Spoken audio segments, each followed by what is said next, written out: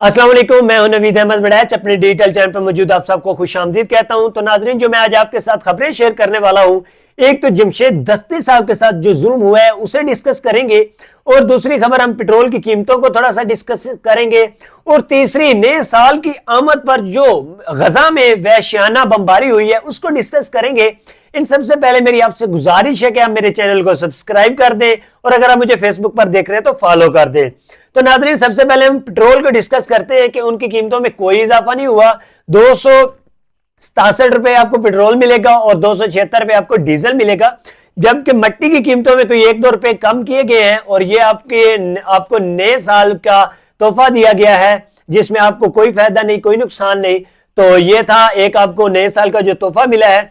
उसके साथ हम डिस्कस करेंगे सबसे भयानक और खौफनाक खबर, जमशेद दस्ती साहब के साथ जो जुल्म हुआ है उसको डिस्कस करेंगे। वो लिखते हैं कि चीफ जस्टिस साहब, मैं आपसे मुखातब हूं। मेरे घर से सीटीडी पुलिस और खुफिया एजेंसी का हमला, पाकिस्तान के मुआवजों ने मेरी फैमिली को 3 घंटे तक यरगमाल बनाए रखा, मेरी बीवी को नंगा किया, मेरे 10 माह के बच्चे को ज़ारो कतार रोता रहा। जुल्म की इंतहा होगी, मैं पागल हो चुका हूं, मैं मरना चाहता हूं। मोबाइल फोन छीनने, कैमरे और जो कुछ हाथ लगा साथ ले गए। तो जनाब, ये तो रवायत है हमारी पुलिस की, यहाँ हमारे जो भी इस तरह का हम कोई ऑपरेशन करते हैं तो वहां पर हमारे हाथ जो लगता है वो हम लेकर निकल जाते हैं। तो इसके साथ मैं इस चीज को तो रफा दफा करता हूं, लेकिन मेन टॉपिक पे आता हूं। उनके सामने उनकी बीवी को नंगा किया गया, और यह है जी पाकिस्तान, इस्लामी जमहूरिया पाकिस्तान। और नए साल की आमद हम तो रात को दुआएं करते रहे, या अल्लाह खैर करी इस मुल्क में, लेकिन जो खैर हमें नजर आ रही है, हमें नहीं लगता कि 24 में भी कुछ खैर हो, लेकिन मेरा अल्लाह बेहतर करने वाला है।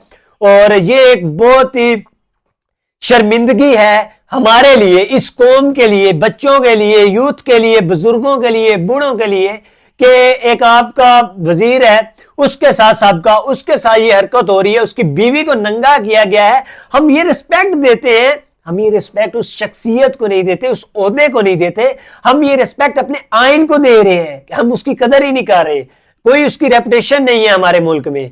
तो ये था एक खुलासा इस मुल्क का कि उनकी बेगम के साथ नए साल की आमद में इन्होंने इतना बुरा कर दिया कि वो अब मरना चाहते हैं, खुदकुशी करने पर मजबूर हो चुके हैं। ये है असलियत हमारी, मेरी और आप सब की। उसके साथ फजलुर रहमान पर रात को हमला हुआ था, तो वो बच गए हैं, महफूज हैं, और ये हमले भी होते ही आने हैं, अल्लाह माफ करे, लेकिन ये सब कुछ साथ साथ चलता रहना है। तो अल्लाह पाक उनको हिफ्ज़ो ईमान में रखे, लेकिन और ये अल्लाह पाक खैर अफियत से पाकिस्तान में इलेक्शन भी करवा दे।